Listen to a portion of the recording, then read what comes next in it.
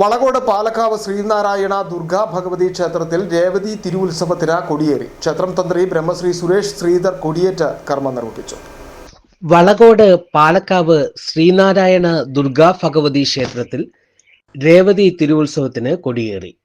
ക്ഷേത്രം തന്ത്രി ബ്രഹ്മശ്രീ സുരേഷ് ശ്രീധരൻ കൊടിയേറ്റ് കർമ്മം നിർവഹിച്ചു. ശ്രീനാരായണ ദുർഗാ ഭഗവതി ക്ഷേത്രത്തിലെ തിരുവുത്സവം ഭക്ത്യാദരവപൂർവമാണ് സംഘടിപ്പിച്ചത്.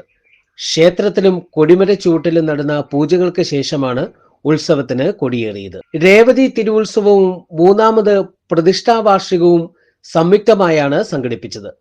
കൊടിയേറ്റത്തിന് ശേഷം മലനാട് SNDP യൂണിയൻ സെക്രട്ടറി വിനോദ് ഉത്തമൻ, യൂണിയൻ കൗൺസിലർ രതീഷ് PR എന്നിവർ ഉത്സവ സന്ദേശം നൽകി.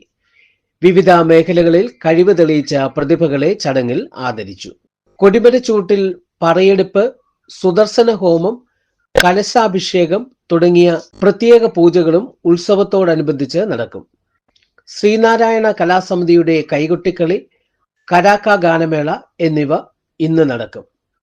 21-ന് മഹാകലശ പൂജ, കുമാരി ലക്ഷ്മി രാജേഷിന്റെ ഗുരുദേവ പ്രഭാഷണം, താലപ്പൊലി, ഘോഷയാത്ര എന്നിവയോടെ ഉത്സവത്തിന് കൊടിയിറങ്ങും.